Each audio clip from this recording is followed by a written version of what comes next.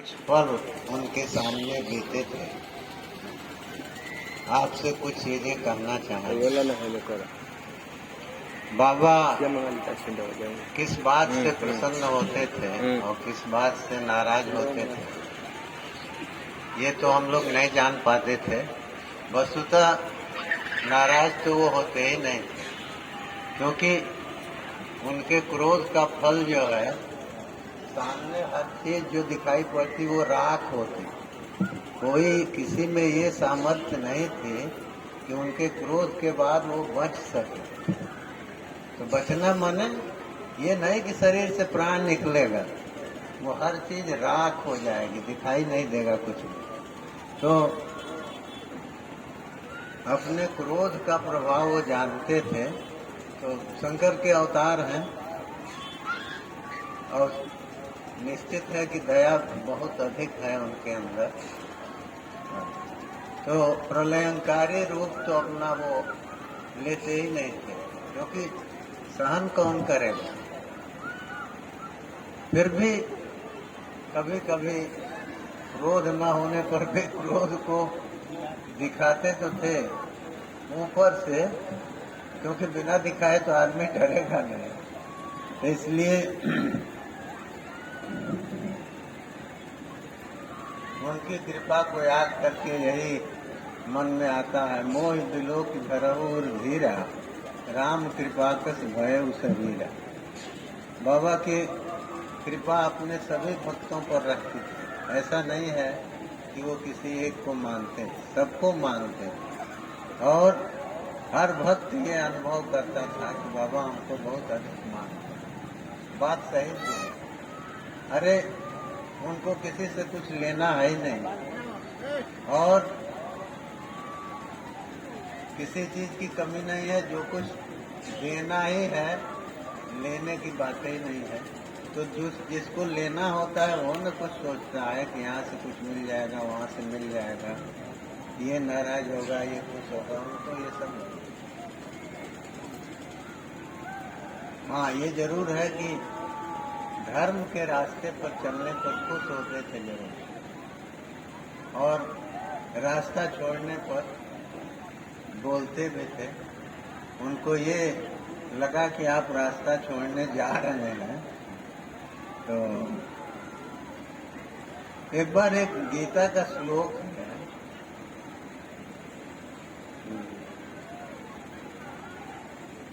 वही हम सोच रहे थे। बनारस अपने घर से निकले, बाबा शरीर में थे, रथ यात्रा तक गए। तो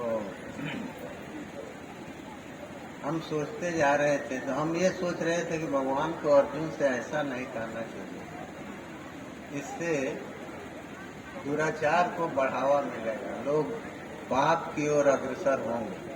श्लोक वही है कि अपिचेत सुदुराचारो भजते माम अनन्य भाग, साधुरेव समन्तव्य सम्यक व्यवस्थितो हिस्सा। भगवान ने अर्जुन से कहा, अर्जुन कितना भी दुराचारी आदमी है, अगर वो दृढ़ निश्चय कर लिया और दृढ़ निश्चय करके और हमारी ओर उन्मुख हो गया, धर्म की ओर चलने लगा, तो उसको महात्मा ही समझना चाहिए। ही लगाए साधु रेव समन्तव्य, माने वो महात्मा है, पहले दुरात्मा था, ये सब नहीं सोचना चाहिए। ये सोचना चाहिए कि वो महात्मा ही है। क्यों? कि उसने दृढ़ निश्चय कर लिया। तो दृढ़ निश्चय ही तो सब कुछ है। दृढ़ निश्चय का मतलब है, दृढ़ जो है वो दो अर्थों को कहता है। एक स्थूल अर्थ को, स्थूल माने स्थागत निवृत्त, जो कितना भी प्रलय का हुंकार हो या वायु का झकझोर प्रभंजन का की झंकार हो, कहीं से भी वो हिलता नहीं। तो दृढ़ का एक ये अर्थ होता है, और दूसरा ये होता है कि वो बलवान होता है।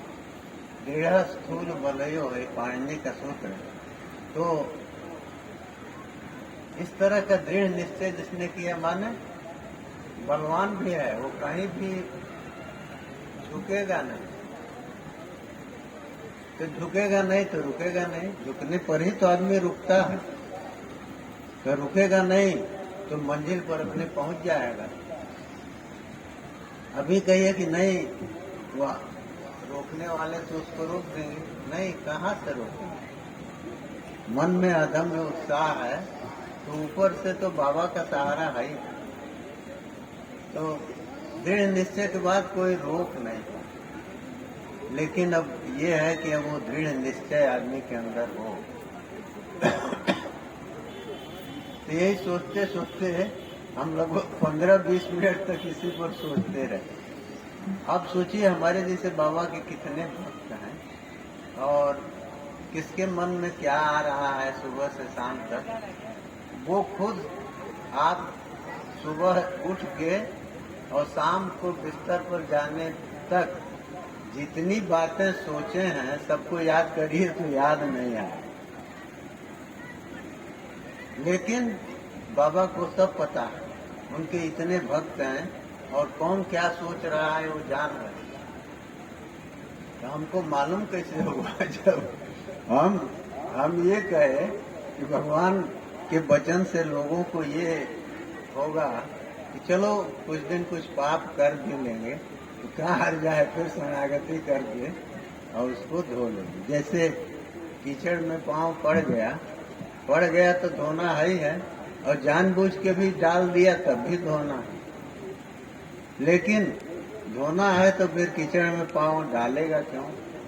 जबरदस्ती मैंने असावधान रहने पर चला गया तब तो धोना पड़ेगा ही। जानबूझ के डालेगा तो दोनों बर्बाद होगा ना, समय बर्बाद होगा और जल भी बर्बाद होगा। तो सबसे ज्यादा कीमत तो जल की, उसकी समय की। समय जो गया वो न जिस समय पैर डाला जानबूझ के वो समय वापस आएगा, और न तो धोने में जितना समय लगाया वो वापस आएगा। खैर, अब ये सोच के हम चले गए, दूसरी बातें सोचने लगे। उसके ठीक से याद नहीं है, 15-20 दिन या 1 महीने बाद हम फिर गए पटना।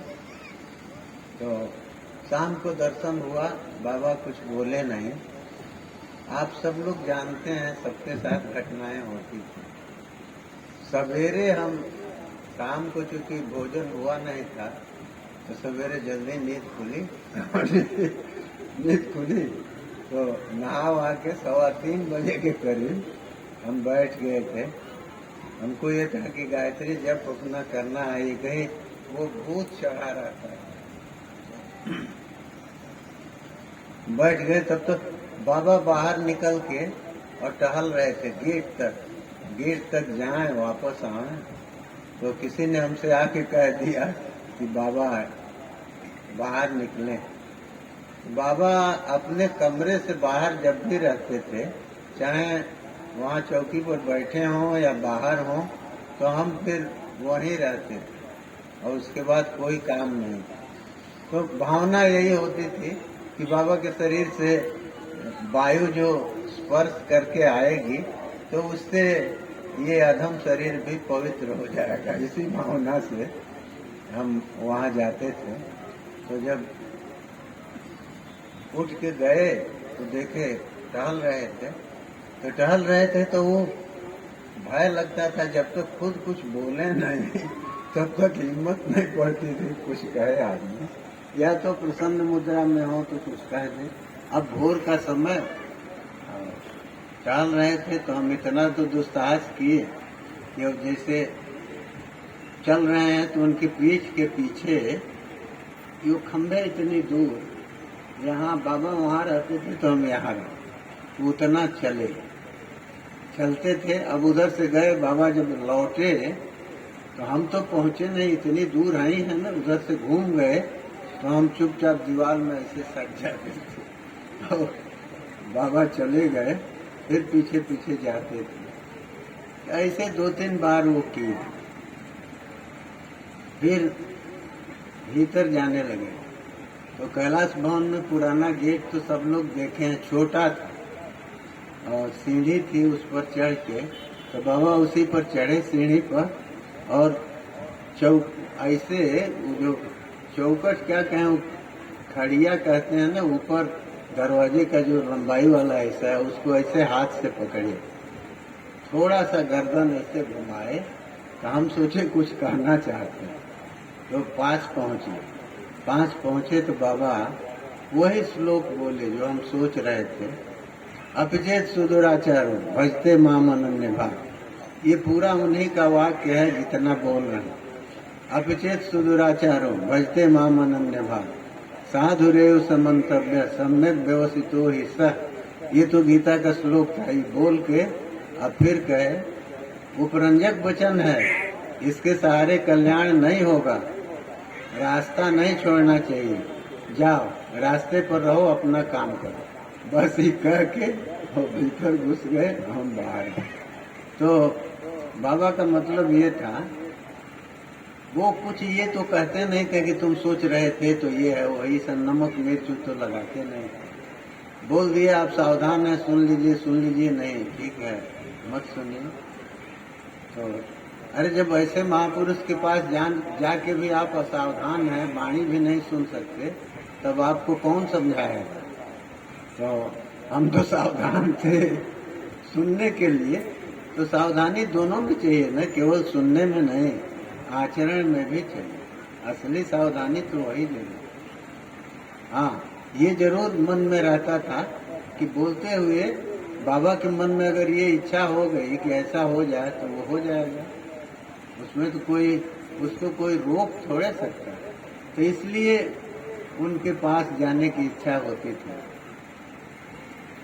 तो उपरंजक वचन का मतलब ये है कि बाबा ने ये कहा कि ये जो दिया है कि कितना हो दुराचारी हो, अगर दृढ़ निश्चय करके और भगवान के उसमें आ गया शरण में, तो उसको साधु ही समझना चाहिए। तो उपरंजक का मतलब है, उपरंजक कहते हैं, रंजक माने रंगने वाला, उप माने समीप से जो रंगे। तो रंग जो है वो जब आएगा तो किसी चीज के ऊपर लगेगा ना, तो वैसे वो लग के कहाँ रहा है, माने शरणागति की, भगवत भक्ति की महिमा वो बताए। और संस्कृत व्याकरण में ये एक नियम है, चाहे श्लोक में चाहे जहाँ भी अप ही आ गया, अप ही आएगा हर जगह, कहीं भी पढ़िए तो अप ही आ गया, तो उससे तत्व कथन नहीं होता। तत्व कथन माने जैसे वो है, अब गिरिम सिरसा भिंजा। किसी ने कहा कि अरे इनके सिर से लग गया, तो वो प्लास्टर का एक कोना जो है दीवार का एक टूट गया। तो उसने ये कहा, तो आपने कहा कि अरे वो पता नहीं 7-10 का मसाला है क्या था, ये तो मार दे तो पहाड़ भी टूट जाए। तो मार दे तो पहाड़ भी टूट जाए, इसका मतलब ये नहीं है मारेंगे तो सिरे टूटेगा, पहाड़ नहीं टूटेगा। लेकिन कहा यही जाता है। तो अप गिरिम सिरसा विंध्यात, इस वाक्य में अप जब लग गया तो वो ये बताता है कि इसका सिर बहुत मजबूत है। ये नहीं कहता कि कहीं पटकेगा सिर टूटेगा नहीं। उसी तरह से इसमें अप शुरू में ही अपचेत सुदुराचार भजते माम। तो अप लग गया तो इसका मतलब कि वो तत्व कथन नहीं करता, केवल शरणागति की, भगवत भक्ति की, भगवत की दिशा में उन्मुख होने की महिमा वो बता रहा है, सामर्थ्य बता रहा है। तत्व कथन माने ये नहीं है कि वो ऐसा करेगा तो उससे पाप नहीं हो, रास्ता छोड़ेगा तो पाप होगा, उसका कष्ट उसको भोगना पड़ेगा। हाँ, लेकिन ये है शरणागति कर लिया उसका भी फल मिल जाएगा। और अगर इसी जीवन में भगवत प्राप्ति हो गई तो जो कुछ किया है दुराचार उसका भी कष्ट नहीं भोगना पड़ेगा, निकल जाएगा, परलोक में कोई कष्ट नहीं है। तो इसलिए बाबा के पास या बाबा की स्मृति में भी जाने पर, स्मृति का नाम हम इसलिए लेते हैं कि आप सब लोगों के साथ घटनाएं घटी हैं, बाबा के कुछ न कुछ वाक्य हैं जो सबने सुना है और सुना होगा, तो उसका मनन तो करना चाहिए, सोचना चाहिए कि आखिर उन्होंने क्यों ऐसा कहा। हम लोगों की तरह पागल होके वो नहीं बोलते थे ना, वो तो बोलते थे बहुत दूर तक सोच के। अब वहां तक हम अगर पहुंच जाएं तो वो भी उनकी कृपा ही है, तो तत्काल तो नहीं पहुंचेंगे, लेकिन जब उनकी इच्छा होगी तो पहुंच जाएंगे जरूर। क्योंकि अगर आपके सामने उन्होंने वाक्य का उच्चारण किया है तो कुछ सोच के किया है, तो वो उनके मन में वो समय भी होगा जब जिस समय आप उस रास्ते को पकड़ लेंगे। तो बाबा ऐसे करते नहीं थे, ये हमारा अपना विश्वास है। और बात सही भी है, बाबा जैसे महापुरुष जो एक क्षण भी अपनी वृत्ति को भगवान से बाहर नहीं निकाले, एक क्षण के लिए वो जीभ भी हिला देंगे, मन को भी बाहर लाएंगे। किस लिए? केवल व्यर्थ के काम के लिए नहीं। वो अगर जीभ हिलाए, अगर मुस्कराए, तो कुछ न कुछ उसमें, कुछ न कुछ तो उसमें है, ये सोचना चाहिए। और इसीलिए जो उस पर मनन करेगा, मनन की इसलिए जरूरत है। देखिए, हम अक्सर सुनाते रहते हैं लोगों को। एक बार लाल बाबा थे जो पटना में, लाल बाबा अक्सर रहते थे, ये सब लोग जानते हैं उन्हें। तो बाबा, लाल बाबा हमसे एक दिन कहे यज्ञ में कि बाबा आपको बहुत मानते हैं।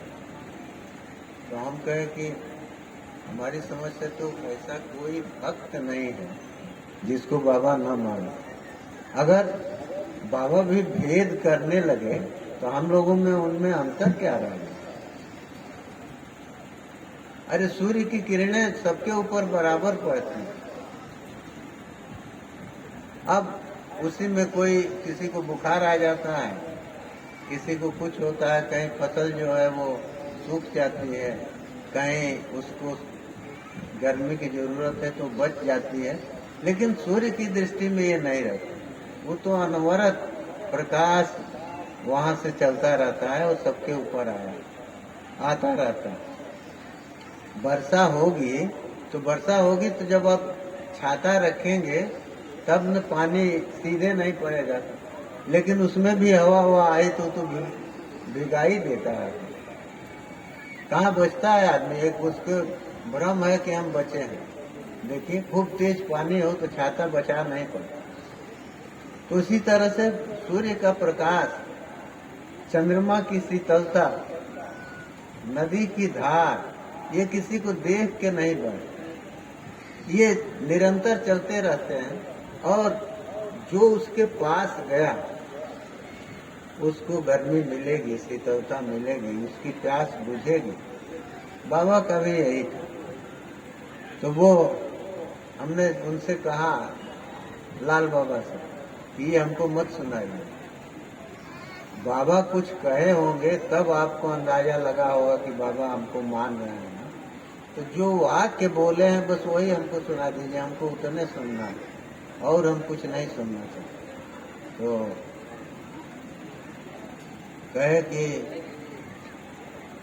वहाँ के कहत रहने यहाँ कि अब हमारा मन के आचार्य जी मिल गए, अब जब ले चाहिए तब ले जगी हो। तो वो कह दिए, लेकिन हमारे लिए पता नहीं कितने महीने के लिए एक समस्या आ गई। हमारे मन में ये घूमने लगा कि बाबा की बात तो गलत नहीं होगी। वो जब कह दिए हैं कि जब तक चाहेंगे तब तक यज्ञ होता रहेगा, तो यज्ञ तो होगा, लेकिन हमारे चाहने से होगा, ये हमारे मन में बैठ नहीं रहा। कोई चीज बैठना चाहिए ना।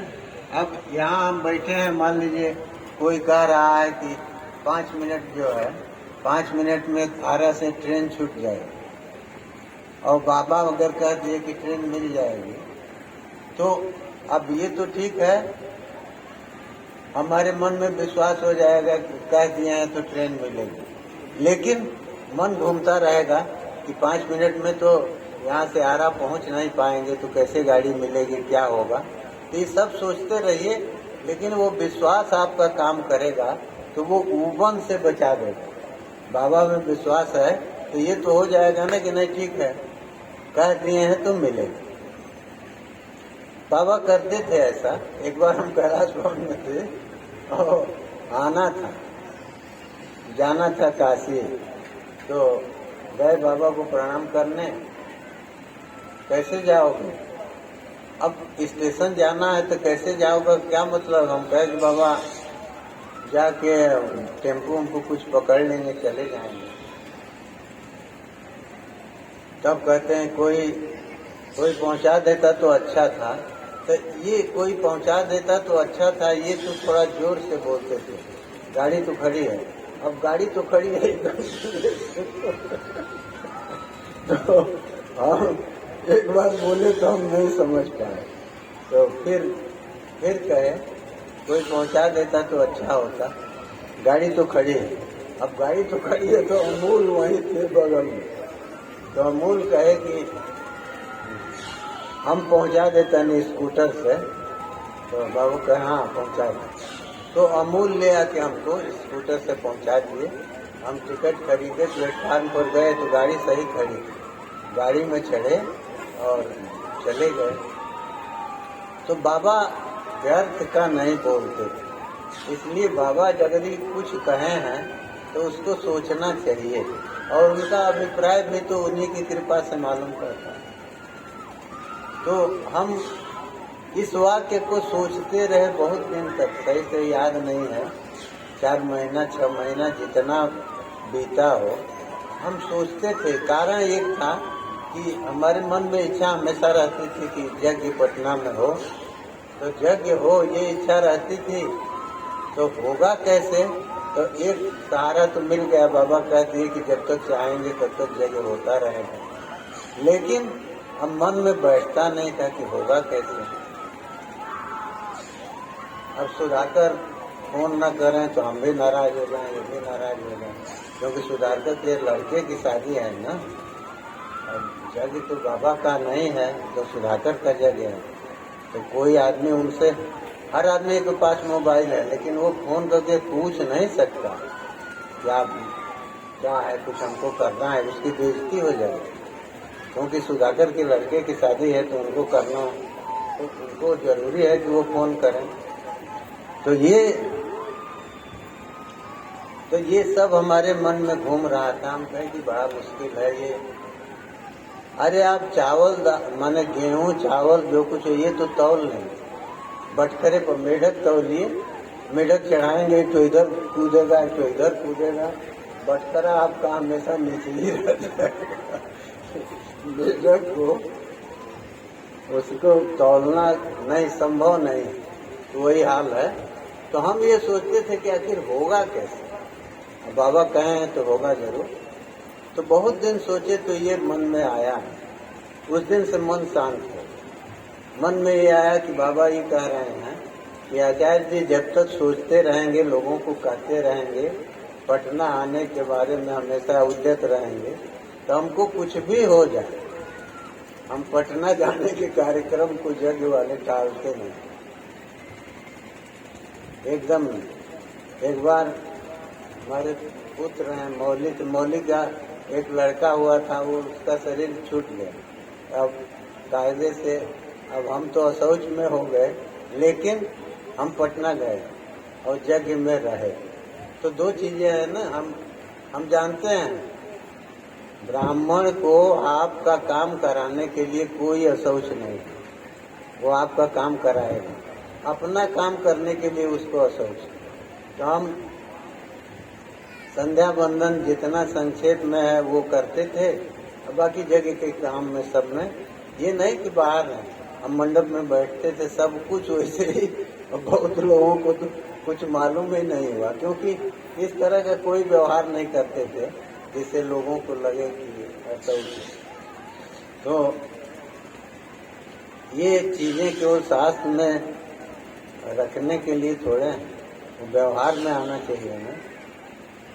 तो बाबा की आज्ञा है ना, बाबा अमूल से कहलवाए थे कि जाके कहना कि यज्ञ का आचार्य बने, हमारा आदेश है। तो अब बताइए, एक काम के लिए उन्होंने आदेश दिया, तो आदेश का तो हर हालत में पालन होता है। अब हम बाबा को कहने जाएंगे कि अशौच है इसलिए नहीं आएंगे? नहीं, आदेश है तो आदेश है, जाना है। और शास्त्र कहता भी है कि हमको उस काम के लिए अशौच नहीं है, हमारे अपने काम के लिए अशौच है। तो यही सोच के हम चले गए और यज्ञ में रहे भी, केवल इतने के लिए कि बाबा को प्रसन्नता होगी। आखिर वो क्यों कहे थे, उनको ही बताइए। जीवन में ही यज्ञ करते थे, क्या मतलब था? यज्ञ उनके सामने ही हो रहा था, मतलब क्या है? अरे हम लोग कुछ आशा भी करें कि हमको ये मिल जाएगा, वो मिल जाएगा, उनको क्या मिलना है? वहाँ तो घड़ा भरा है, हर क्षण उसमें से जल गिर रहा है। अब जो जुक्ति लगा के कुछ ले ले नहीं तो धरती पर जाएगा, जा ही रहा है। तो इसे उनको किसी चीज से मतलब नहीं। वो स्वामी जी बोला करते थे, अमलात्मा परमहंस, आप्त काम पूर्ण काम, आत्मा राम।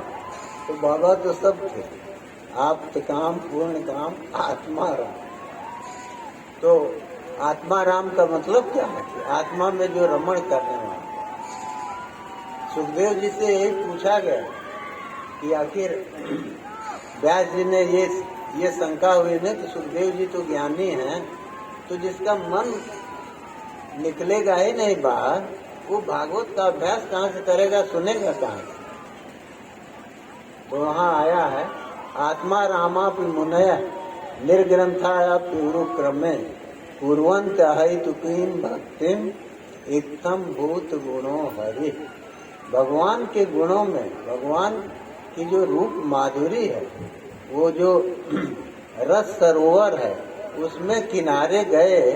बच तो आप तभी तक सकते हैं जब तक कि किनारे नहीं पहुंचे। और जो किनारे चला गया उसको उसमें डूबना ही, वो वहां से बच नहीं सकता। तो भगवान आखिर गज को डूबने से बचाने का प्रयास है। ग्राह तो पहले ही से डूबा था। तो ग्राह जब डूबा था, अब आप भी कहिए कि वो जल में रहता है, ठीक है, जल में रहता है, लेकिन कभी कभी वो भी सांस लेने के लिए ऊपर आता है।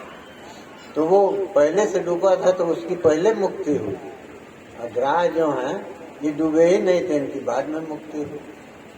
उस समय मरे नहीं ना। तो भगवान की ओर झुकना, भगवान की ओर उन्मुख होके वहाँ रुक जाना, और फिर वहाँ रुक के और थोड़ी देर संभल के और फिर उसी रूप सागर में डूब जाना। तो जो डूब गया वो तो बाहर से नहीं दिखाई देगा, माने संसार से उसका संबंध टूट जाएगा। वो हम लोगों की तरह कथा मंच पर बैठ के बकबक नहीं करेगा। वो तो गया, उसकी भक्त की वाणी गुण का गान करती है भगवान के, लेकिन वो भी नहीं करता।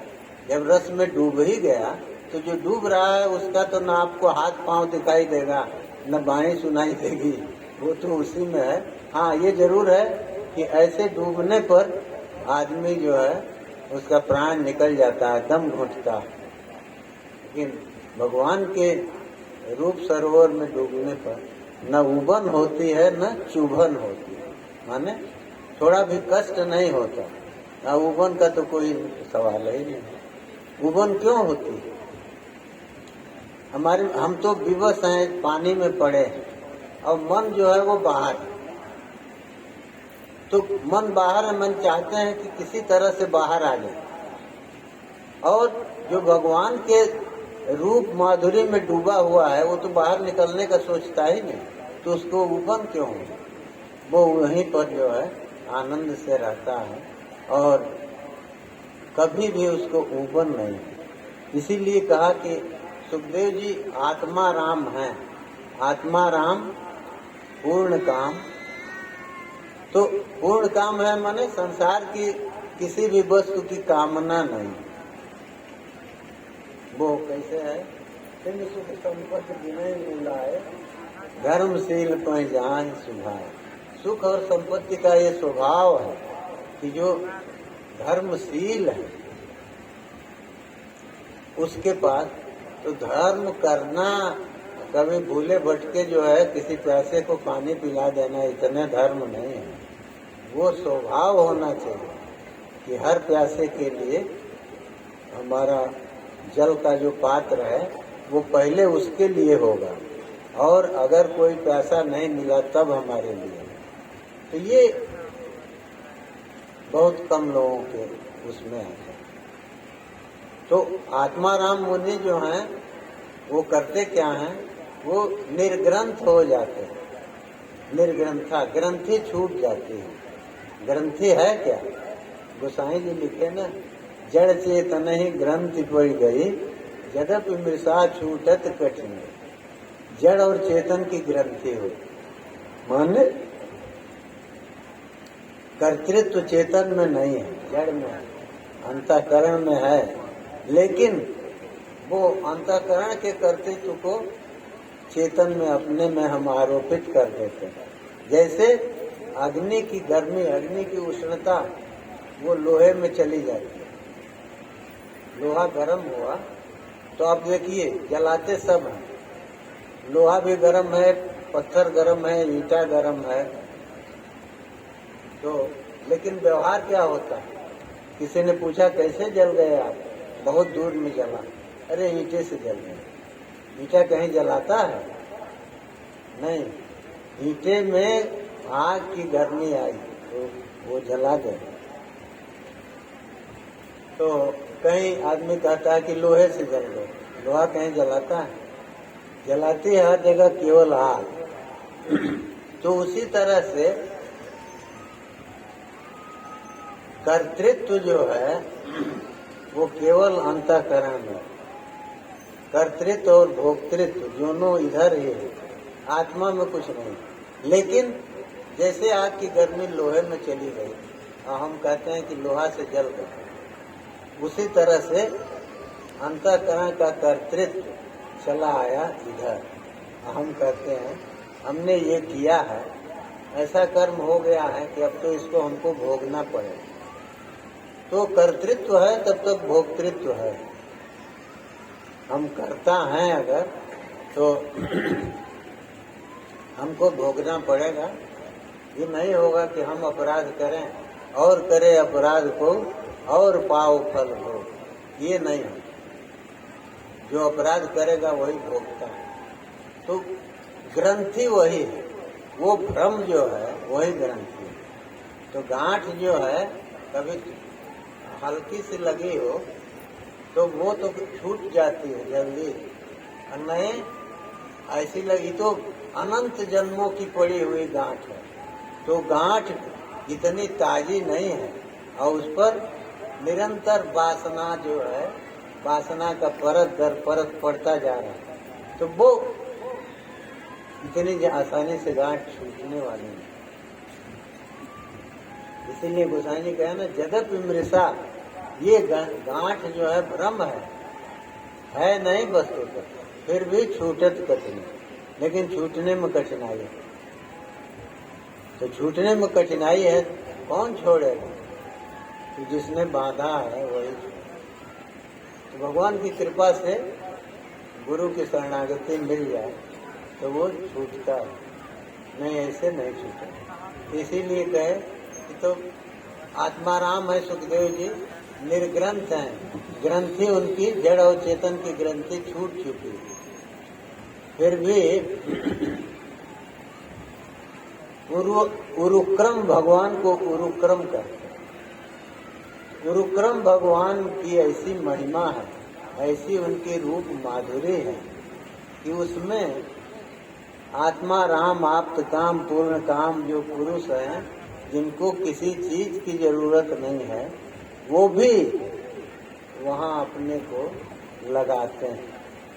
पूर्वंत अहेतुकीम भक्ति, वो अहेतुकी भक्ति करते हैं। तो अब देखिए आप हेतु की कृपा तो सुनते हैं भगवान की, कि भगवान जो है बिना हेतु के कृपा करते हैं। अरे जो कमजोर है वो न हेतु से कृपा करता है कि चलो इसको आज ऐसा कर देंगे तो कल हमारी सहायता करेगा, ये कमजोर आदमी करता है। और जो समर्थ है उसको कभी किसी चीज की जरूरत ही नहीं है, तो वो फिर क्यों हमको आपको खोजेगा। तो भगवान लेकिन दया है, दया के कारण वो अहेतु की कृपा करते हैं। तब वह की करुणा नर देत ईस बिन हेतु सही। भगवान हम लोग किसी से प्रेम करते हैं तो सकारण प्रेम है, कारण होगा। पुत्र से प्रेम है, क्यों? शरीर कमजोर होगा, बेसहारा हो जाएंगे तो ये सहारा देगा। आओ, सहारा का अर्थ क्या है? सह आरा, आरा के साथ जो है तो आरा काटता है, तो आरा के साथ ही है, माने उसको आरा खोजना नहीं है, वो लिए हुए और वो काटेगा। अरे आरा हमेशा साथ लेके चलेगा तो काटेगा ही ना, क्यों लेके चलेगा? पूजा करने के लिए। तो इसलिए सहारा तो दुनिया में किसी का नहीं होता, सहारा केवल भगवान का होता, और सहारा वही हो ही सकता है। अब मान लीजिए कोई भी व्यक्ति, पुत्र हो, शिष्य हो, कोई परिवारजन हो, कोई भी हो, ये नहीं कह रहे हैं कि उनकी भावना सही नहीं, भावना सही है, कुल ठीक हो, लेकिन अब आप बाथरूम में गए गिर गए या कहीं रास्ते में गए गिर गए, तो हर समय तो छाया भी साथ छोड़ देती है अंधेरे में। तो जब अंधेरे में छाया भी साथ छोड़ती है तो बुरे समय में कौन साथ रहेगा? कोई रहता नहीं, केवल भगवान का एक अवलंब है। और वो अवलंब जिसको मिला है उसको कष्ट नहीं, वो तो गिरने से पहले, जमीन पर आने से पहले खुद हाथ लगा दें।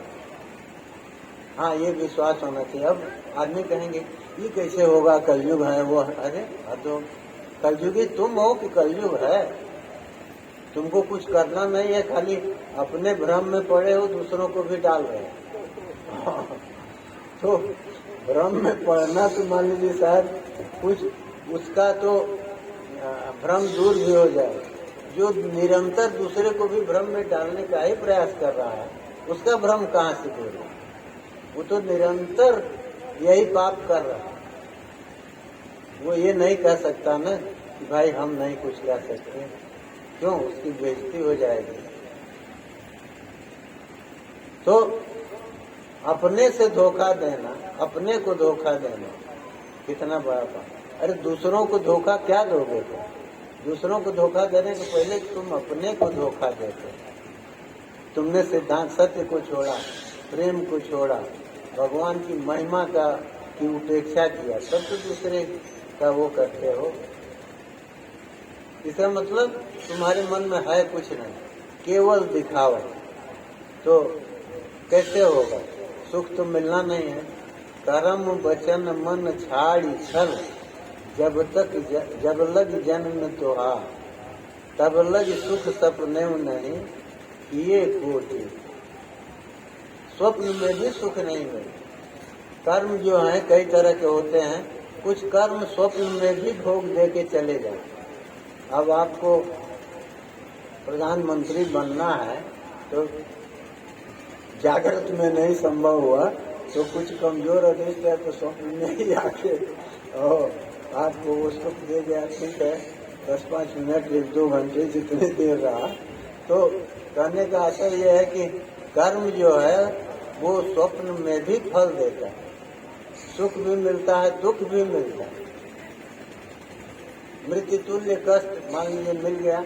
अब हम देख रहे हैं कि आदमी हाथ पैर बांध दिए हैं, एक आदमी गर्दन ऐसे काटने जा रहा है, तो उसकी तलवार गर्दन पर गिरी, कटा, गर्दन कटी, उसके पहले तक तो हमको होश है, तो कितना कष्ट होगा। ये हमको काट रहा है, तो वो कष्ट स्वप्न में उतना मिल गया। तो खैर वो भी एक तरह से पुण्य से बचाव हो गया, जागने में गर्दन नहीं कटी, स्वप्न में ही कट के रह गए। तो माने ये है कहने के कर्म कहीं भी जान नहीं छोड़, वो हमेशा साथ रहता है। दो ही तो साथ हैं, कर्म साथ रहता है और मृत्यु साथ रहती है। मृत्यु को कहीं से आना नहीं, यहीं बैठे बैठे मृत्यु होनी है तो हो जाएगी, 2 मिनट बाद होनी है हो जाएगी, क्योंकि उसको कहीं से आना नहीं है ना। वो तो हमेशा, जैसे कोई सिर का बाल पकड़े हो तो वो हमेशा सिर का बाल पकड़े हुए है, और जहाँ उसको आज्ञा ऊपर से जहाँ सिग्नल मिला तो बस काम खत्म। तो कर्म इसीलिए लिखा है ना कि कर्मानुगो गच्छति जीव एक, कर्म के अनुसार जीव को अकेले जाना पड़ा। तो सुखदेव जी को यही है, ग्रंथि छूट गई है, लेकिन भगवान में मन हमेशा लगा रहता है। क्यों? इत्थम भूत गुणों हरि, भगवान में इस तरह के गुण हैं। तो वो गुण करते क्या? ये लौकिक गुण नहीं है। कहीं रूप देखे तो हम उस रूप की ओर प्रयास करके देखते हैं, हमारा प्रयास होता है। उस रूप को अपने भीतर लाने के लिए हम प्रयास करते हैं।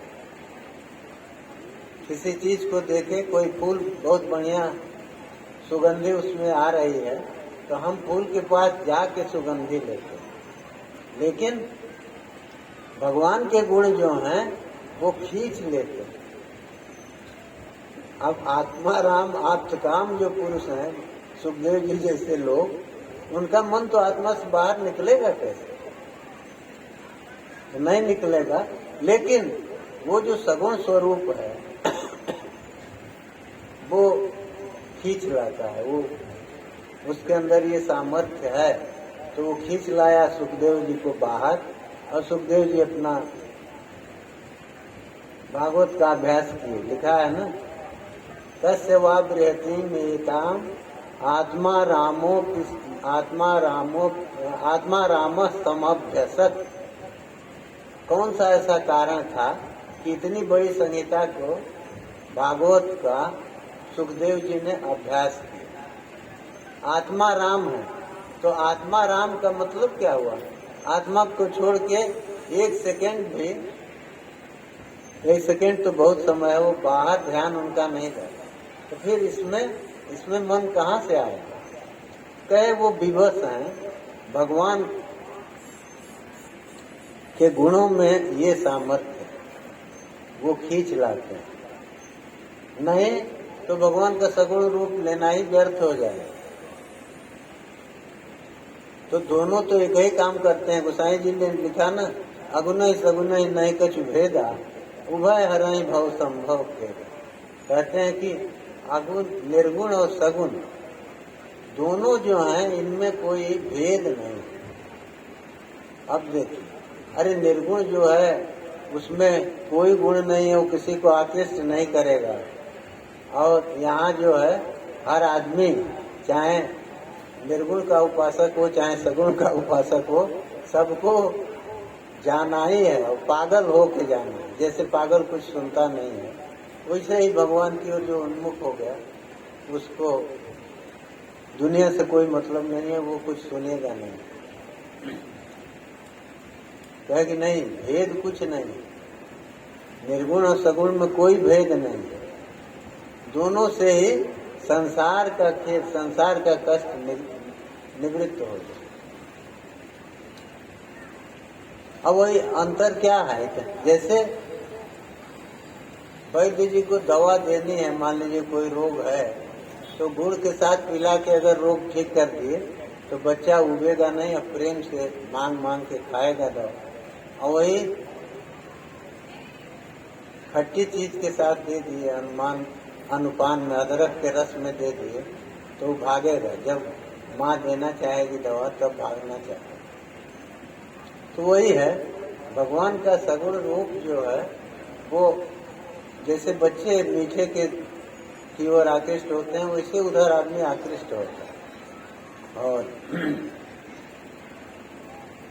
निर्गुण रूप जो है उसमें तो जब आप डूब जाएंगे, संसार से आपका संबंध एकदम छूट जाएगा, किसी को पता नहीं रहेगा कि आप कहाँ हैं, तो उसमें से फिर निकलना मुश्किल।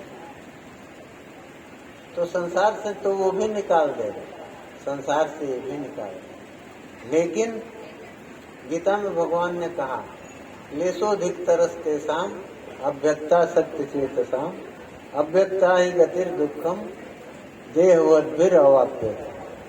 कह देखो अर्जुन,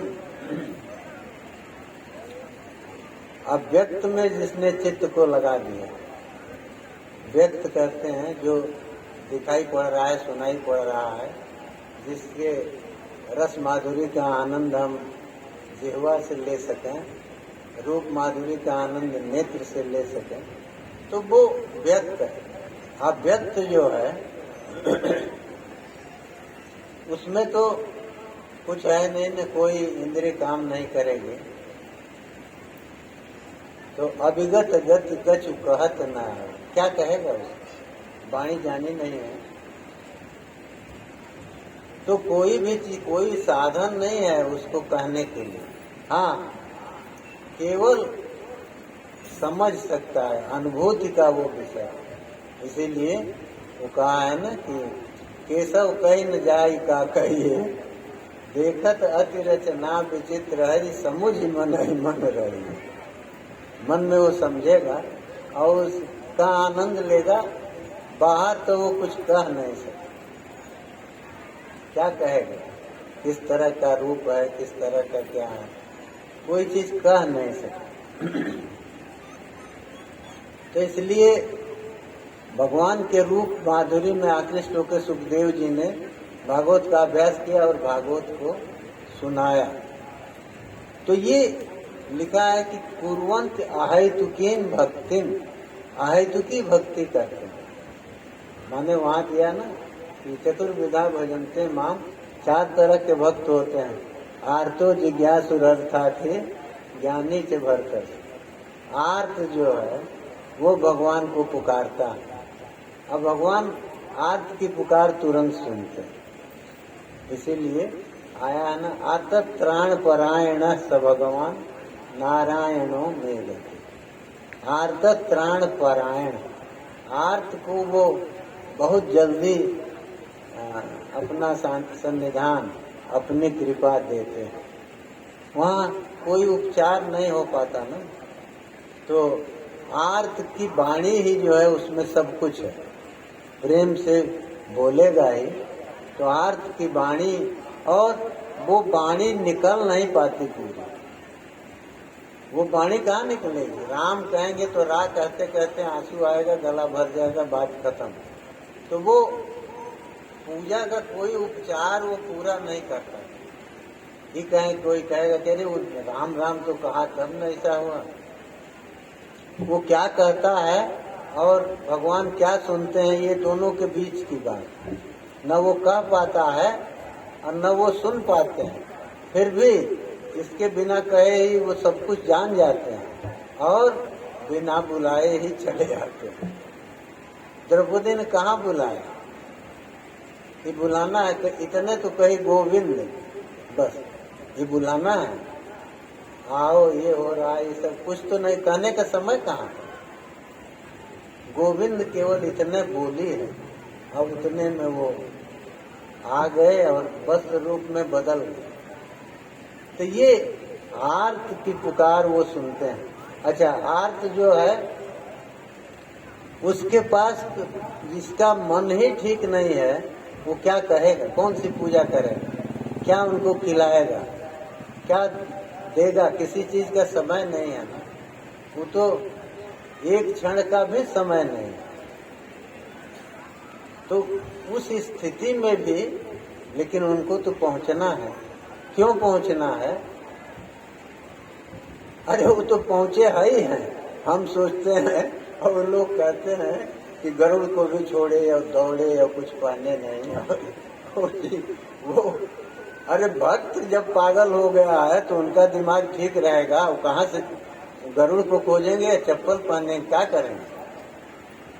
मालिक जब परेशान है तो सेवक को परेशान होना ही है। भक्त जो है भगवान का मालिक है। तो द्रौपदी को जब शुद्ध नहीं है तो कृष्ण को कहाँ से शुद्ध रहेगी?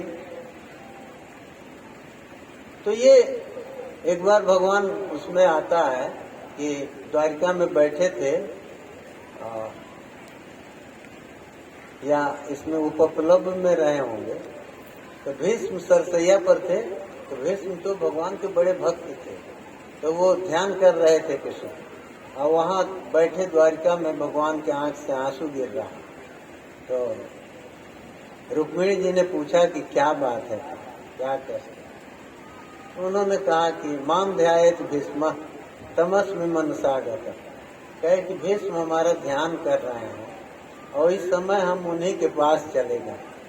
उनके पास चले गए माने जाके उनके दुख को कम कर रहे हैं, तो उनके आंसू भी ले लिए, रो रहे हैं खुद और पीड़ा भी ले रहे हैं। आखिर पीड़ा लेंगे तभी न भीष्म को आराम होगा। हम लोगों की तरह खाली घड़ियाली आंसू बहाने के लिए नहीं, वो गए हैं तो अपने सानिध्य से शीतलता तो वो देंगे। भीष्म के आंसू जो हैं उनके आंखों को परेशान कर रहे हैं, तो वो आंसू भी अपने आंखों में ले लिए और पीड़ा को भी ले लिए। तब ऐसा सेवक कौन मिलेगा? उनके अलावा कोई ऐसा कर नहीं सकता।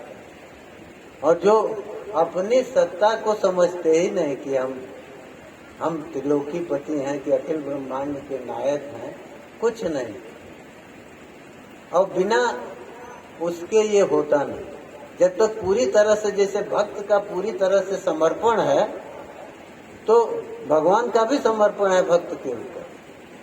वो उस समय हर कृत्य को छोड़ करके, कृत्य तो उनका कोई है नहीं, हम तो यही हमेशा कहते हैं, अरे करना क्या है? जम कुबेर दिक्पाल जितने लोग, ये सब लोग तो अपना अपना काम कर ही रहे हैं, उनको कौन सा काम है? कोई काम नहीं है। यही है कि कहीं कहीं जो है वो थोड़ा बहुत प्रशंसा सुन लेते हैं, थोड़ा कहीं कहीं निंदा भी सुन लेते हैं। चिरहरण के बाद वन में गए हैं तो द्रौपदी के पास गए हैं, तो द्रौपदी जो है इनसे बोली नहीं, कहे कि तुम जब समय था तब आए नहीं, अब क्या आए? तो कहने लगे, भगवान कहे कि अरे सुनो, हमारी बात तो सुनो, ऐसा हो गया था, वहाँ गए थे ना। वो कहे कि तुमको जब हमने बुलाया तो हम जानते हैं तुम कहीं से कभी भी आ सकते हो, तो तुम आए ही नहीं। अब वो कैसे समझावे कि हम आए नहीं तो तुम्हारा बस तो बढ़ा कैसे? लेकिन अब वो तो नहीं। द्रौपदी को ये था कि तुम आ गए होते हमारी आंखों के सामने तो हमारा ये सारा कष्ट तो दूर हो जाता, और हम लोगों से ये तो कहते कि चलो कोई नहीं था तो हमारा भाई तो हमारे साथ था। तो तुमने इस संकट में भी हमको आके दर्शन नहीं दिया, तब यहाँ क्या आए हो घड़ियाली आंसू बहाने के लिए? बहुत बोली है। तो भगवान समझाते रहे, कहे कि सुनो, कुछ बात तो समझो तुम अपने मन से। तो कहे कि हम कुछ समझना नहीं है, तुम्हारे सामने कोई विवशता है ही नहीं है, कोई मजबूरी नहीं। तो बात तो उसकी सुनी जाती है जो कहीं मजबूर हो। तुम्हारे सामने कोई मजबूरी नहीं है, जब चाहो सृष्टि कर सकते हो, प्रलय कर सकते हो, कुछ भी कर सकते हो। तो द्रौपदी को दर्शन देने में क्या दिक्कत थी? और एक बात मत भूलिएगा, द्रौपदी इनको नहीं पकड़ी थी, ये पकड़े थे द्रौपदी। स्वयं वहाँ जब गए थे द्रौपदी के स्वयंवर में, तो खुद गए हैं जहाँ द्रुपद थे और अर्जुन थे और द्रौपदी थी। जब अर्जुन लक्ष्य का भेदन कर दिए थे तो वहाँ खुद जाके कहे हैं कि द्रुपद से कहे कि आपकी पुत्री है, इसके साथ हमारा ये मित्रता का और भाई बहन का संबंध रहेगा। और ऐसे अरे क्या जरूरत है? अपने जाके सब कहे और जरूरत पड़ी तो भाग चले, इसलिए द्रौपदी दुखी थी। लेकिन उस सोचती तो मालूम होता न उसको, क्या कि आए नहीं तो वस्त्र बढ़ा कैसे, वस्त्र मामूली नहीं न बढ़ा। वो लिखा है कि वो पहाड़ लग गया है वस्त्र पर। अरे 10,000 हाथी का बल जिसको है, वो एक स्त्री की साड़ी खींचने में उसको कितना समय लगा, लेकिन नहीं खींच पाया, थक के बैठ गया। तो ये वही कर सकते हैं, राई को पर्वत करें, पर्वत राई मान। तो उस साड़ी को अनंत आ गए तो साड़ी अनंत हो गई, उसका कोई अंत ही नहीं। दुशासन अंत ही न देखना चाहता था, तो शरीर से अलग हो जाए। तू कहाँ से होना था, वो हुआ नहीं। लेकिन द्रौपदी का भी रोष अपनी जगह पर सही था। उसका ये था कि तुम आ गए होते तो तुमको देखने के बाद, माने उस रूप में इतना आकर्षण है ना कि ये जो कुछ कष्ट हुआ था ये सब हम भूल जाए। तो ये तो था, जितना हुआ था उस रूप को देखते ही वो सब कुछ भूल जाती और मन के अंदर एक अजीब प्रसन्नता होती। और ये मन में होता, उन लोगों से कहती ना कि देखो हमारा भाई आ गया। स्त्रियों को भाई पर गर्व होता है, होना भी चाहिए। तो वो नहीं हो सका। द्रौपदी को इतना ही कष्ट था, लेकिन वो क्या करें, कृष्ण जैसा पाप किया था पूरी सभा ने, उस पाप के कारण वो लोग दर्शन के अधिकारी नहीं थे। तो ऐसे लोगों को भगवान दर्शन नहीं देते, आते तो सबको दर्शन देना होता। तो वो तो अपना नियम नहीं तोड़ेंगे, क्योंकि जब तक एक भी, ये तो घोर पाप था ना। वो लिखा है घातयित्वा सतो राजन कचस्पर्श क्षतायुषः। जिस समय दुशासन ने द्रौपदी का केस पकड़ा, उसी समय आयु सबकी क्षीण हो गई। आयु क्षीण हो गई तो भगवान ने केवल निमित्त बने। तो ये इतना तो कराना था, सबकी आयु खत्म करनी थी। तो पतिव्रता का केस पकड़ लिया तो हो गया, और पकड़ा वो, अनुमोदन किया इन लोगों ने। धृतराष्ट्र ने रोका नहीं, भीष्म द्रोण सब तो नहीं रोके, तो सबको मारा जाना था, सब मारे गए।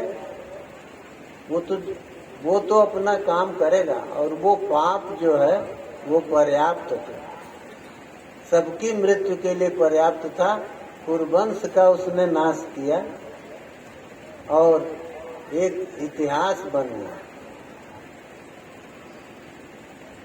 रामायण में भी वही है, यहाँ भी यही है।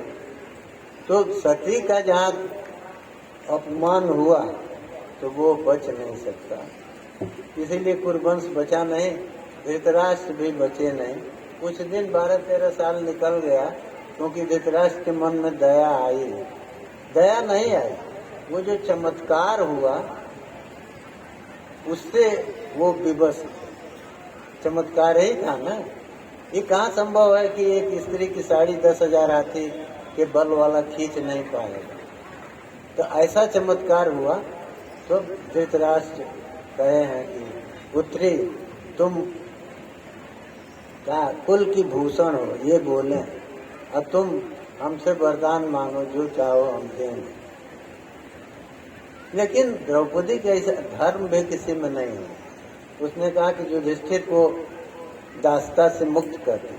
अब सोचिए, द्रौपदी की जगह पर कोई होता तो मांगता अर्जुन को, जो अपने गांडीव के बल पर तीनों लोग को जीत लेता। नहीं मांगा उसने। धर्मराज सबसे बड़े थे, तो कहा कि धर्मराज को दासता से मुक्त कर दिया। तो कहे कि तुम इससे हमको संतोष नहीं है, और मांगो। तो कहे कि नकुल को दासता से, नहीं सहदेव को, कहे कि नकुल को दासता से मुक्त कर। तो कहे किसी को आश्चर्य होगा कि नकुल को फिर क्यों कह रही है। युधिष्ठिर को कही तो दूसरी बार ही से अर्जुन को मांग लेती। तो धृतराष्ट्र कहे कि हमको फिर भी संतोष नहीं हुआ, तुम कुछ और मांगो। कहे कि नहीं, क्षत्राणी 2 वर मांग सकती है, वो हमने मांग ली, अब नहीं मांगेंगे। क्षत्रिय जाति में तीसरा वर नहीं, इसीलिए कैकेयी के लिए आया है ना, दिन कहो वरदान दो देव कहावत। तो कहा कि 2 वर हम मांग लिए, अब इसके बाद में। तभी धर्म की दृष्टि सोचिए, उसका क्या मतलब था। कुंती के सबसे बड़े पुत्र धर्मराज थे, तो उसको उन्होंने दासता से कुंती ने मुक्त किया, द्रौपदी ने। और माद्री के पुत्र बड़े थे ये सारे नकुल, इनको मुक्त करा दिया। तो दोनों माताओं के ऋण से मुक्त हो गई। अब बाकी तीसरा वर मांगना नहीं था। तो बाद में तो वो अपने आप धृतराष्ट्र सब दिए कि हम सब पांडवों को दासता से मुक्त करते हैं, युधिष्ठिर को उनका राज्य वापस करते हैं, सब अपने को। तो ये थोड़ी देर के लिए ही सही उनको ज्ञान आ गया था, सद्बुद्धि आ गई। तो ठीक है, अब हम विराम लेंगे, क्योंकि धुरंधर जी की कथा सुननी चाहिए और सुन के उससे आनंद लेना चाहिए। हम भी सुनते रहते हैं, जाके सो के सुनते हैं।